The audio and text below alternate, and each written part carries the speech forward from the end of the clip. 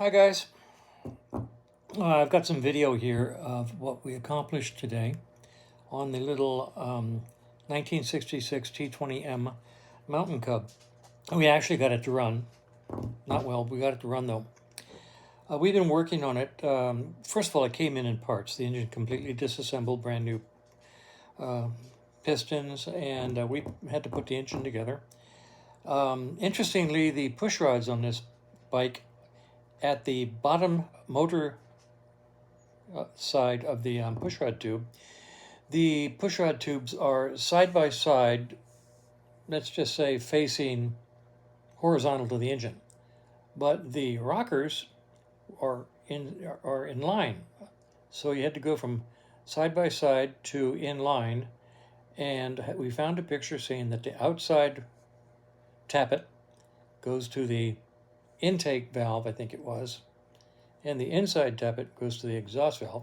I think that's what it was. Anyway, we set it up that way. The fun part is that to do it, you have to drop the head on with the push rods in the tube on the lifters, and then fiddle with a wire hook to move them side to side while you hold the rockers themselves elevated, so you go capture the top of the push rods and then drop the head down that last 1/4 inch and hope everything lines up and stays together. We probably did that 20 times before we felt satisfied that we actually had the push rods on the lifters and on the rocker arms. Now that we've got the bike to run, we're satisfied that we do. Good news, because that was a real worry. Probably Friday and Sunday, I think we put in 2 full days of maybe 10 hours trying to get the bike to run. This is an ET bike, energy transfer ignition system. No battery, no rectifier, no Zener diode, just an alternator and a special coil and mechanical points. It's a good system. People badmouth the ET system, and that's wrong. They shouldn't, because it's a great system. When it works, it works really well. And it satisfies the reason for its existence, which is lighter weight for racing off-road conditions when you want to save weight. No battery, no rectifier, no Zener, no generator in those days. It's a good system when it works. It is, however, a very critical system. The timing has to be exactly and precisely correct. The spark is always marginal, especially at kickover when you get one spark that you can see maybe every 10 times. Even though it might be sparking, you just can't see them. They're not even strong enough to flash a little neon spark tester, of which we tried. And timing is critical, which is one of the fun things, because we went through the full length of the internet. We actually reached the end of the internet, searching for proper ignition timing for a 1966 T20M Mountain Cub, and we found experts. Experts, people who absolutely, positively knew the proper timing. And they varied from 28 degrees to 32 degrees to 36 degrees, and these people are experts. I know they're experts because they're on the internet, and if it's on the internet, it must be true. We found a couple of tech updates from Triumph from way back when, technical updates. The last one that we found said 32 degrees, I think it said. 32 degrees. They said from 36, go back to 32, runs better. So today we have it set at 32 degrees. It was sort of a, well, it's bigger than 28 and smaller than 36. Let's go with 32. There we have almost zero confidence that that's actually the proper timing, the ignition timing. Zero confidence. However, we did get the bike to run today. You're going to see on the following video. Well, and you'll see not well. We've been through the monoblock carburetor twice, if not 3 times, and everything seems normal, meets specs, and as clean as a whistle, and all the jets work. We think the monoblock is okay, but we're not sure. I made a fancy-dancy timing disc, which I showed you yesterday's video. That turned out to be worthless because we couldn't get the timing disc onto the points with the points open at full advance because the mechanical points got in the way. You can't get in there to hold them open. If you clamp them open, which I have the clamp, then you can't put the the points plate over top. It just didn't work. I mean, that little fancy guy is going to be cool if we ever get it running. Then we'll be able to strobe the disc and see what we have it at. But for setting just break on the points, it served no purpose. We checked the alternator rotor.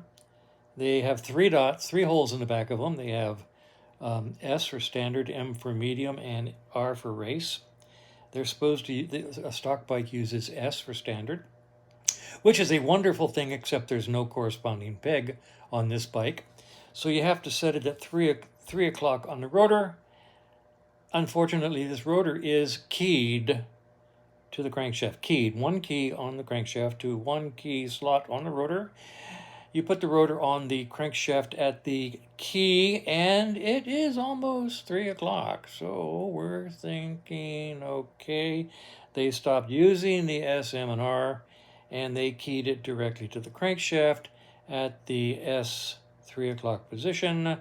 It is not adjustable. And we've checked the, this is an interesting bike. Most Triumphs run clockwise on the points rotor. This one runs counterclockwise. So we made sure we have the right advance unit, not a BSA advance unit. And we think we have, that came with the bike, so we're hoping it's right. It has a very short duration cam versus the long duration cam that the twins use, even on the AT systems on the twins, they use a different cam. So we think we have the right cam and the points on the advance unit. We set it with a meter so that, I mean, it is just barely open at 32 degrees with the engine at full advance. I mean, really close. None of this cigarette paper garbage. We used a meter, and I mean, you could just barely breathe on that, and it would go from closed to open.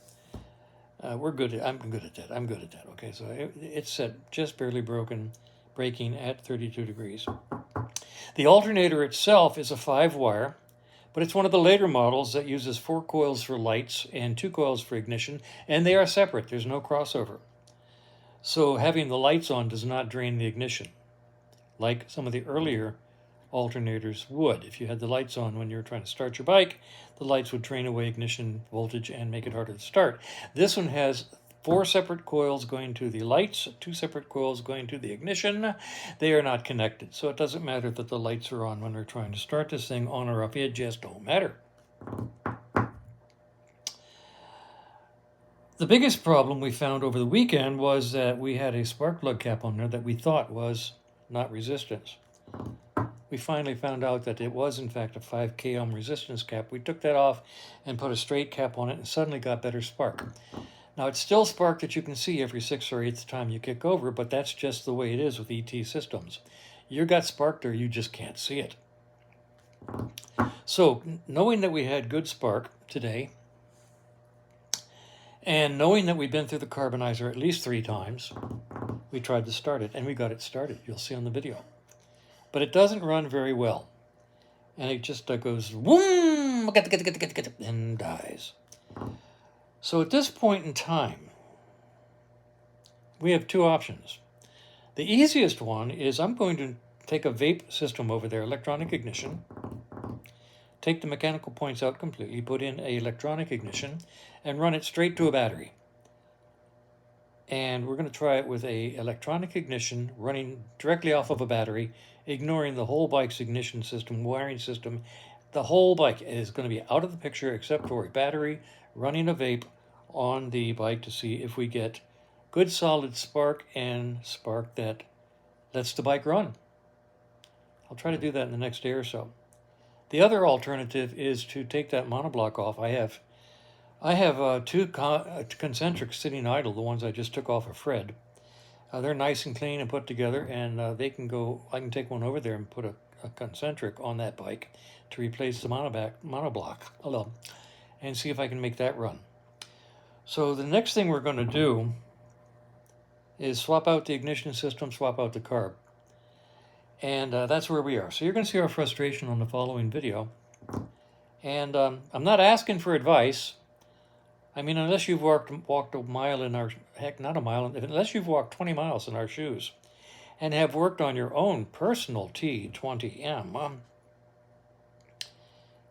and have set the ET system with no battery so that it works perfectly every single time and are an expert beyond what we are, I don't want to hear your opinion, because we've been talking to people and looking up opinions on the internet, and frankly, you takes your dime, you takes your choice, and they are, you know what opinions are like. Everybody's got one. So, unless thee haveth more experience with this type of motorcycle, telling us what to do next isn't going to help. Sounds harsh. Sorry about that, guys.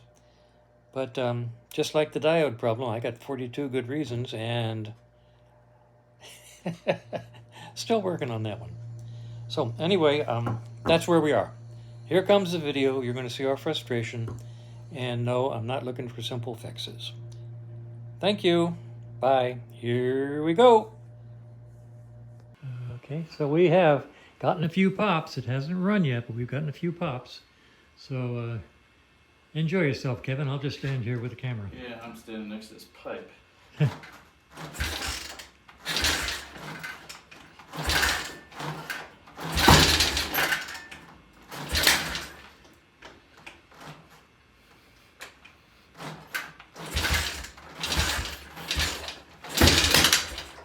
So it seems to like throttle. Yep. And we've got the timing set to 32 degrees. Correct. Before top dead center with the just barely braking, using a meter to check the points.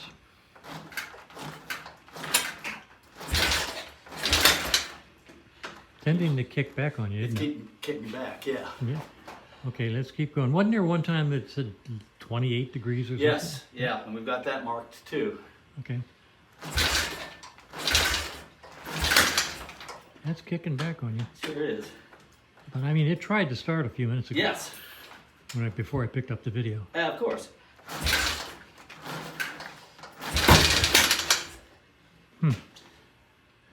This bike wants to run. Mm-hmm. There's something stopping it from running. Mm-hmm. Yeah, sloppy tickle. Try a few more, then we'll stop and cogitate.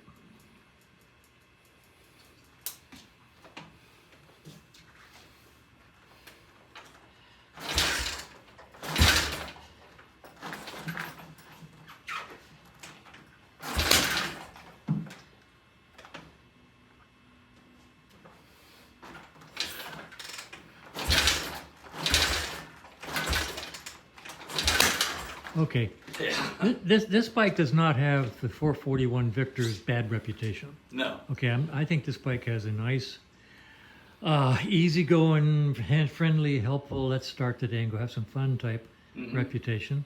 Mm-hmm. I see it kicking back on you a lot at 32 degrees advance. Mm-hmm. I mean, the original specs were 36. Correct. And they backed it off to 32. Correct. And then somewhere we saw, I think, 28. Yes. So I think we might try moving that points plate one direction or the other, trying to figure out how to take away a little bit of that advance Sure. and try again. Okay. We'll do that first, and then we'll relocate everything to 28 degrees. So the fact that we got some pops and spits It tried to start and once some or interest in starting is a great deal of progress for the first time in about 3 days. Yeah. All right, so on this little guy, even though it's a Triumph, the cam rotates counterclockwise. So we moved the points plate clockwise about a bazillionth of an inch, and we're going to try another start to see if it makes any difference. Side down a bit. Or I can't. I'll get it. Yeah. That was kicking, I was loosening it up.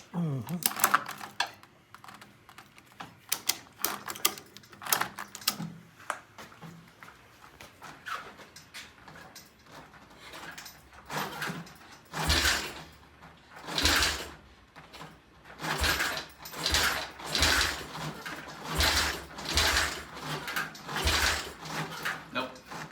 It's worse. Try it. Nope. All right, we're going to go the other way. Other way. Okay, I don't understand. Okay. I don't either. All right, we're going to go the other way.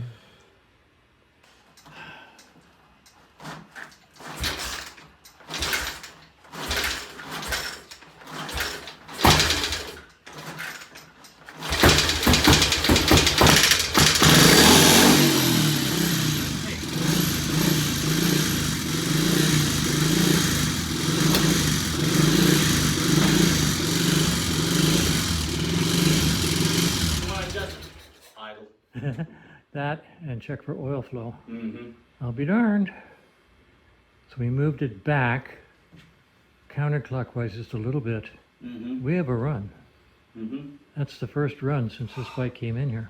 That's right. All right, so yeah, we'll crank up the idle a little bit, and we'll do it again. And check for oil flow right away. Okay, we're gonna stop now.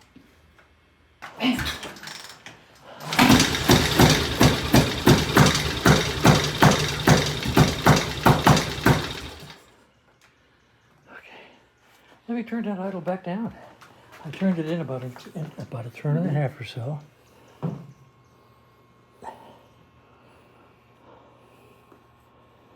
Okay, try that.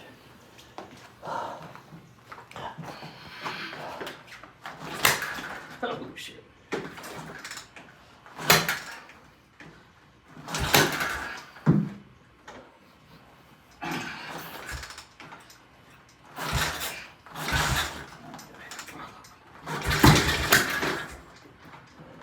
Timing or? It's turning into a 441 Victor. Yeah, it sure is. Damn. With no compression release. Yeah.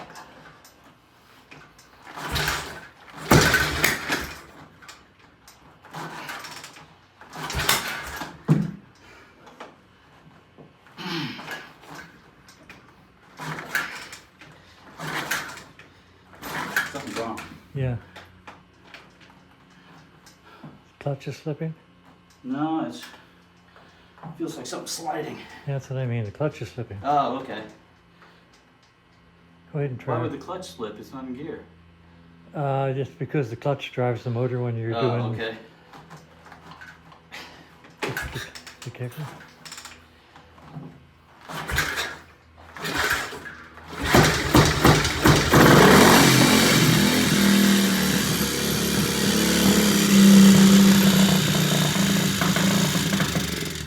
Yes, we have oil flow. Okay, good, we have oil flow. Now if we could just keep the little so-and-so running. I know.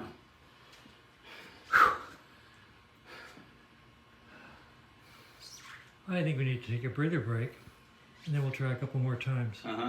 And we could also move that timing plate just a little bit more counterclockwise, just a tad bit more, and see what makes a difference. Yep.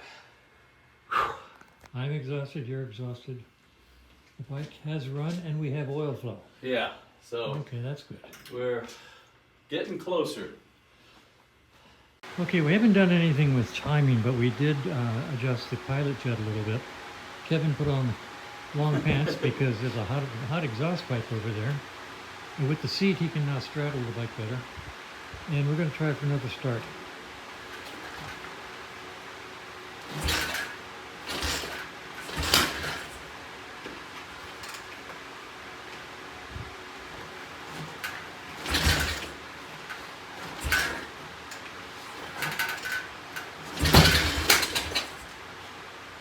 You know, when you kick through hold it all the way down at the bottom before you release it, Okay. and it'll start and Okay.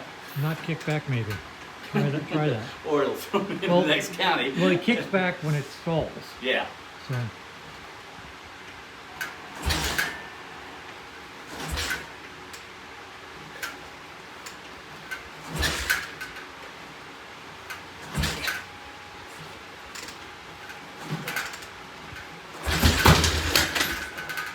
It wants to run. Yep.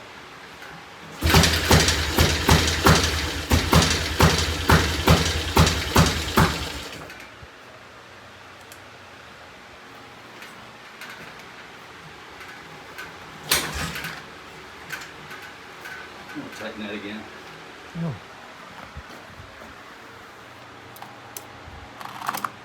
Thank you. It's good.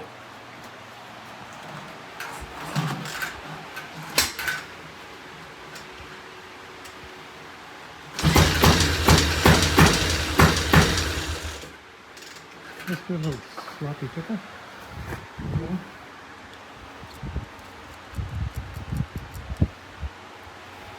Alright.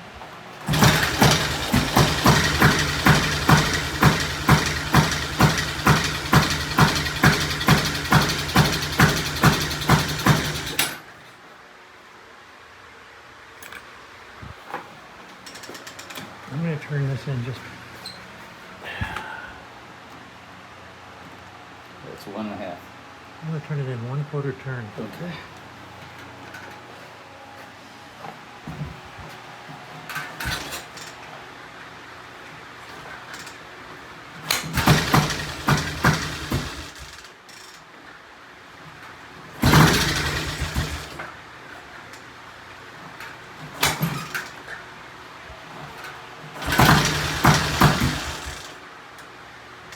Is that gooder or badder? I don't know. It's not running as long.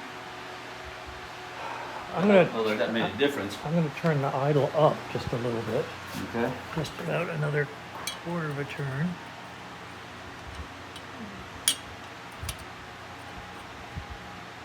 As soon as I find the slot.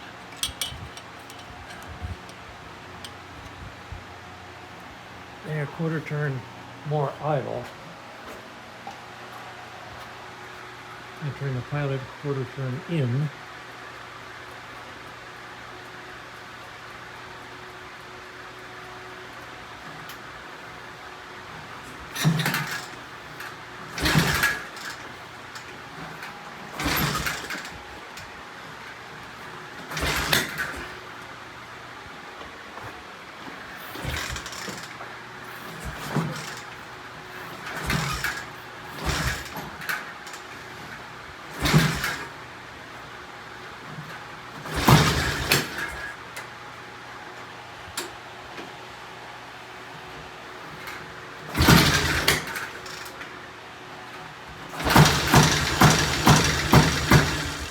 Okay, shall I turn that pilot out?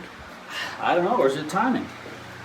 Hmm? Is it timing? No, I think timing's close. Okay, so I just turned the pilot in. I'm Okay. going to turn it half a turn out. So we're 2 turns out. I'm not sure where we are right now. Okay. 'Cause I mean, I've got the throttle probably halfway open. Did you? Yeah.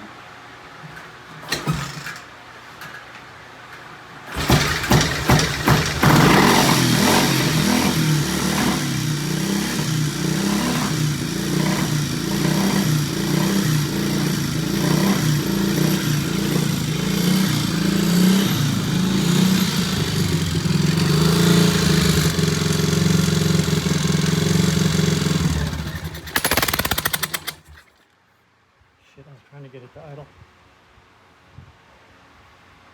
Interesting. I was trying to get it up there so it'd idle himself. I know. And then Because it I just- was easing off as you were turning up, and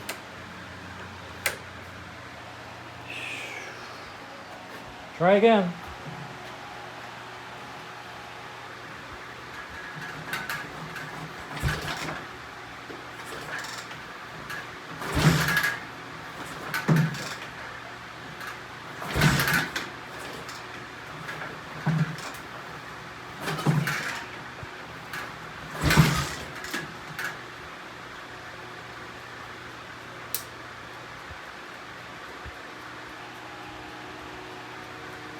don't suppose there's something wrong with the floater.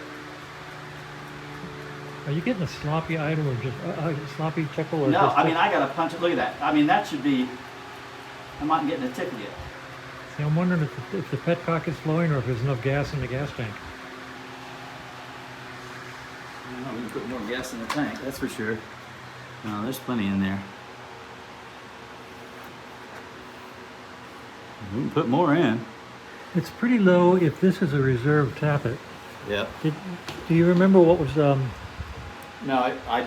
we didn't pay attention to whether that was a reserve or a. Just put more gas in. We'll put more gas in and try some more. All right, I'll chop the tail end off that previous one, which is face down on the workbench. I turned up the idle screw. I don't think that idle screw was touching the slide at all. So we turned it up a lot until the. It's still taking a ton of tickles. We put in more gas. It shouldn't take this much. Well, It's open. There, I'm getting some. all right.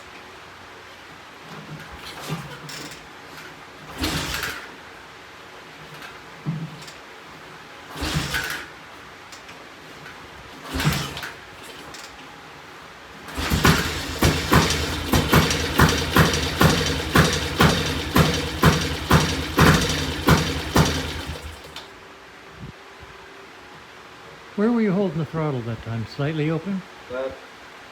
Yeah, probably quarter. How much throttle do you have there? Yeah, a lot. That does seem like a lot. Boy, those monoblocks are something else. Mm-hmm. The concentrics are about half that. Well, that's quite a bit up off the bottom. Okay. Alright, so maybe I'll leave the throttle alone and try it. So move that up. In fact, that's what I was doing. And I can turn that pilot jet in or out. Okay.